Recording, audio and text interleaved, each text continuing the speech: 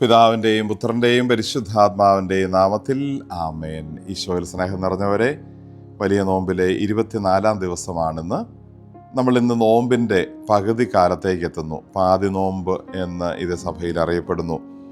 ഈ 50 നോമ്പിൻ്റെ പകുതിയിലേക്ക് മധ്യത്തിലേക്ക് എത്തുമ്പോൾ നമ്മളെ തന്നെ ആത്മശോധന ചെയ്യേണ്ട ഒരു സമയം കൂടിയാണിത്. നോമ്പ് തുടങ്ങി 3 ആഴ്ചകൾ പിന്നിട്ട് ഈ പകുതി കാലത്തെത്തുമ്പോൾ ഈ നോമ്പിൽ കാലങ്ങളിൽ നമ്മൾ സ്വാംശീകരിച്ച ചിന്തകളും നമ്മൾ കേട്ട തിരുവചനങ്ങളുമൊക്കെ നമ്മുടെ ചിന്തകളെ, നമ്മുടെ മനസ്സിനെ, നമ്മുടെ ജീവിത രീതികളെയൊക്കെ എങ്ങനെ സ്വാധീനിച്ചിട്ടുണ്ട്? നമ്മൾ പഴയതുപോലെ തന്നെയാണോ, അതോ ആത്മീയമായ ഉൾക്കാഴ്ചകൾ സ്വീകരിച്ച് ജീവിതത്തിൽ മാറ്റം വരുത്താൻ നമുക്ക് കുറച്ചെങ്കിലും സാധിച്ചിട്ടുണ്ടോ? എങ്കിൽ ഈ നോമ്പുകാലം നമുക്ക് ഉപകാരപ്പെട്ടു. ഇല്ലെങ്കിൽ ഇനിയുള്ള ബാക്കി പകുതി ദിവസങ്ങളിലെങ്കിലും നമ്മൾ അതിനായി തീവ്രമായി പരിശ്രമിക്കേണ്ട സമയം കൂടിയാണിതെന്ന് ഈശോ ഓർമ്മിപ്പിക്കുന്നു. നമുക്ക് ഈ ഒരു കാര്യം നന്നായി ആത്മശോധന ചെയ്യാം ഈ പാതി നോമ്പിൽ.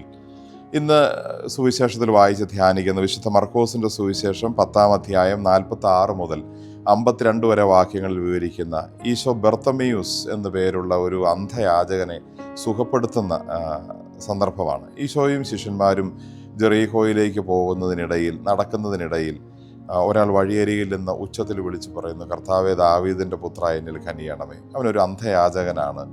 അവൻ ആൾക്കൂട്ടം പറയുന്നത് കേട്ട് ശബ്ദം കേട്ടത് ഈശോയാണെന്ന് മനസ്സിലാക്കി വിളിച്ചപേക്ഷിക്കുന്നതാണ്. എല്ലാവരും അവനെ അടക്കി നിർത്താൻ, അല്ലെങ്കിൽ അവനോട് ഉച്ചത്തിൽ സംസാരിക്കുന്ന ഒഴിവാക്കാൻ ആവശ്യപ്പെട്ടു. പക്ഷേ അവൻ കൂടുതൽ ഉച്ചത്തിൽ ഈശോയെ വിളിച്ചു പറഞ്ഞ് ഈശോയുടെ ശ്രദ്ധ ആകർഷിച്ച് ഈശോ അവനോട് സംസാരിച്ച് അവന് അനുഗ്രഹം കാഴ്ച കിട്ടുന്നതാണ് ഈ സുവിശേഷം. 3 പ്രധാനപ്പെട്ട കാര്യങ്ങൾ ഈ അന്ധയാചകൻ നമ്മളെ ഓർമ്മിപ്പിക്കുന്നുണ്ട്. ഒന്നാമത്, അയാൾക്ക് കണ്ണ് കാണാൻ പറ്റിയില്ല എങ്കിലും അയാൾ ഈശോയെക്കുറിച്ച് ഏറെ കേട്ടിരുന്നു. ഈശോയെക്കുറിച്ച് മറ്റുള്ളവർ സംസാരിക്കുന്നതില്ലെന്ന് അയാൾ ശ്രദ്ധിച്ച് ഈശോയെക്കുറിച്ച് ഏറെ കേട്ടിരുന്നു. അതുകൊണ്ടാണ് ഈശോ കടന്നു പോകുന്നുവെന്ന് കണ്ടപ്പോൾ ഈശോയ്ക്ക് ഇത്തരം വലിയ സിദ്ധികളുള്ള ദൈവപുത്രനാണെന്ന് മനസ്സിലാക്കി തനിക്ക് സഹായം കിട്ടണമെന്ന് അയാൾ വിളിച്ച് അപേക്ഷിച്ചത്. സ്നേഹമുള്ളവർ, ഈ നോമ്പുകാലം നമുക്ക് ഈശോയെ കൂടുതലായി കാണാനും കേൾക്കാനുമുള്ള സമയമാണ്. നമ്മൾക്ക് കേൾക്കാൻ കിട്ടുന്ന, ഈശോയെക്കുറിച്ച് മനസ്സിലാക്കാൻ, കേൾക്കാൻ കിട്ടുന്ന ഒരവസരവും നമ്മൾ ഒഴിവാക്കരുത്. അതൊരു പക്ഷേ സുവിശേഷം വായിച്ച് കേൾക്കുന്നതാവാം, നല്ല വചനപ്രഘോഷണങ്ങൾ കേൾക്കുന്നതാവാം, ആത്മീയ ചിന്തകൾ നമ്മൾ ശ്രവിക്കുന്നതാവാം.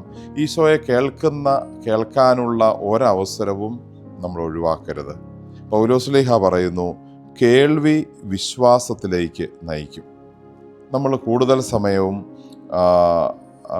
ഈ നോമ്പ് കാലം ഈശോയെ മറ്റ് ലോക കാര്യങ്ങളെക്കാൾ കൂടുതലായി കേൾക്കാനായി, വിശുദ്ധ കുർബാനയിൽ കാണാനായി, സ്വീകരിക്കാനായി പരിശ്രമിക്കേണ്ട സമയമാണ്. രണ്ടാമത്തെ പ്രധാനപ്പെട്ട കാര്യം, ഈശോ കടന്നു പോകുന്നുവെന്ന് കേട്ടപ്പോൾ അവൻ ഉച്ചത്തിൽ വിളിച്ചു പറഞ്ഞു, കർത്താവേ, ദാവീദിൻ്റെ പുത്ര, എന്നിൽ കനിയണമേ. അവനൊരു കൃത്യസമയത്ത് ആക്ട് ചെയ്തു എന്നുള്ളതാണ്.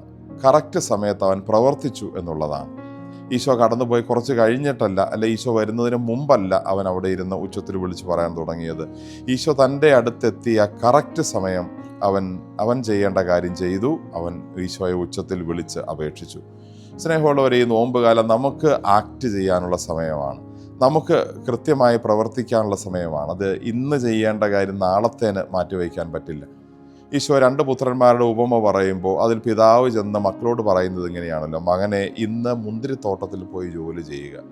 ഇന്ന് പോയി ചെയ്യാനുള്ള ഒരു ജോലിയെക്കുറിച്ചാണ് ആ പിതാവ് എന്ന് പറയുന്നത്. പിന്നീട് പോകേണ്ടതല്ല, ഇപ്പോൾ തന്നെയാണത് ചെയ്യേണ്ടത്. നോമ്പുകാലം നമ്മുടെ ആത്മീയ ജീവിതത്തെ നവീകരിക്കാൻ നമ്മൾ പിന്നത്തേക്ക് മാറ്റിവെക്കുക. അത് ഇപ്പോൾ തന്നെ ആക്ട് ചെയ്യേണ്ട, പ്രവർത്തിക്കേണ്ട സമയമാണ്. ഈ നോമ്പുകാലത്തിൽ നമ്മുടെ മുമ്പിൽ വരുന്ന ആത്മീയ സാധ്യതകളെ നമ്മൾ അപ്പോഴപ്പോൾ എങ്ങനെ പ്രയോജനപ്പെടുത്തുന്നു എന്ന് ആത്മശോധന ചെയ്യണം. മൂന്നാമത്തെ കാര്യം, ദൈവത്തിലേക്ക് അടുക്കാൻ ശ്രമിക്കുമ്പോൾ പല രീതിയിൽ നമുക്ക് തടസ്സങ്ങൾ വരും. ഈ അന്ധയാചകൻ ഉച്ചത്തിൽ വിളിച്ച് അപേക്ഷിക്കുമ്പോൾ ആൾക്കൂട്ടം അവനെ തടസ്സപ്പെടുത്തുകയാണ്. മിണ്ടാതിരിക്കാൻ പറഞ്ഞ് അവനെ ശാസിക്കുന്നു. പക്ഷെ അവൻ കൂടുതൽ ഉച്ചത്തിൽ, അവൻ്റെ കൂടുതൽ ശക്തിയെടുത്ത് അവൻ ഈശോയെ വിളിച്ച് അപേക്ഷിക്കുന്നു. വ്യക്തിപരമായ തടസ്സങ്ങൾ ഉണ്ടാവാം. ഈ മനുഷ്യന് അന്ധത വ്യക്തിപരമായ ഒരു തടസ്സമായിരുന്നു ഈശോയിലേക്ക് എത്താൻ. ചുറ്റുപാടുകൾ, സമൂഹം അവന് തടസ്സം ഉണ്ടാക്കുന്നുണ്ട്. അവർ പറഞ്ഞു മിണ്ടാതിരിക്കുക, അല്ലെങ്കിൽ അവർ പരിഗണിക്കാതിരിക്കുന്ന, ഒരു അന്ധൻ എന്ന രീതിയിൽ, ഒരു കുറവുള്ള രീതിയിൽ, മനുഷ്യൻ എന്ന രീതിയിൽ അവനെ ഒഴിവാക്കി മാറ്റി നിർത്തിയിരിക്കുന്നു. പല രീതിയിൽ ഉള്ളിൽ നിന്നും പുറമേ നിന്നുമൊക്കെ തടസ്സങ്ങൾ ദൈവത്തിലേക്ക് അടുക്കാൻ വരാം. നമ്മൾ കൂടുതലായി പരിശ്രമിക്കുക എന്നുള്ളതാണ്. സഞ്ജു സാംസൺ ഈ ദിവസങ്ങളിൽ വളരെയേറെ ആഘോഷിക്കപ്പെടുന്നു വലിയ വിജയത്തിന് ശേഷം. അദ്ദേഹം ഏറെ നാൾ റിസർവ് ബെഞ്ചിലിരുന്ന് ഡക്കൗട്ടിലിരുന്ന് കളി കണ്ടു. അദ്ദേഹത്തിന് ഫോമിലല്ലായിരുന്നു. പക്ഷെ നിരാശപ്പെട്ടിരിക്കുകയല്ല. അദ്ദേഹം പറഞ്ഞു, ഞാൻ റിസർവ് ബെഞ്ചിലിരുന്ന ഓരോ അവസരത്തിലും പിന്നീട് എങ്ങനെ കളിക്കാമെന്നുള്ള കാര്യങ്ങൾ കണ്ടു പഠിക്കുകയായിരുന്നു. ഞാൻ എൻ്റെ സമയം നിരാശപ്പെട്ട് നഷ്ടപ്പെടുത്തിയില്ല. അതിൻ്റെ ശരിയായ ഒരു ഫലം നമ്മൾ കാണുകയും ചെയ്തു. നിർണായക മത്സരത്തിലും സെമി ഫൈനലും ഫൈനലിലും വളരെ നിർണായകമായ പ്രകടനം നടത്തി അദ്ദേഹം രാജ്യത്തിൻ്റെ രക്ഷകനായി ഈ കളിയിൽ മാറി. നമ്മൾക്ക് ചില പുറകോട്ടടിക്കലുകൾ വരുമ്പോൾ, വിഷമങ്ങൾ വരുമ്പോൾ അതിൽ തളർന്ന് മനസ്സുമടുത്തിരിക്കുകയല്ല, അതിൽ നിന്ന് പാഠം ഉൾക്കൊണ്ട് ആ സമയം നന്നായി ഒരുങ്ങി പഠിച്ച് കൂടുതൽ മികച്ച വിജയത്തിലേക്ക് പോവുകയാണ് വേണ്ടതെന്ന് ഈ സംഭവങ്ങളെല്ലാം ഓർമ്മിപ്പിക്കുന്നു. പുലി പതുങ്ങുന്നത് പുറകോട്ട് പോകുന്നതല്ല, കൂടുതൽ ശക്തിയോടെ മുമ്പോട്ട് കുതിക്കാനാണ് എന്ന് പറയുന്നത് പോലെ നമ്മുടെ വ്യക്തിപരമായ കുറവുകളോ സമൂഹം നമുക്ക് തരുന്ന വിലക്കുകളോ ഒക്കെ അത് നമ്മളെ തളർത്താനായിരിക്കരുത് ഉപകരിക്കേണ്ടത്, മറിച്ച് നമ്മളെ കൂടുതൽ ശക്തിപ്പെടുത്താനും വലിയ ലക്ഷ്യത്തിലേക്ക് പോകാനുള്ള വലിയ ഒരുക്കത്തിന് സഹായിക്കുന്നതുമാകട്ടെ. ഈ ചിന്തകൾ നമുക്ക് മനസ്സിൽ സൂക്ഷിക്കാം. നോമ്പുകാലം കൃത്യമായി ആക്ട് ചെയ്യേണ്ട ഒരു സമയമാണ്. നമുക്ക് ഈ നോമ്പുകാല അവസരങ്ങളൊന്നും നഷ്ടപ്പെടുത്താതെ ഈശോയിലേക്ക് എത്താൻ പരിശ്രമിക്കാം.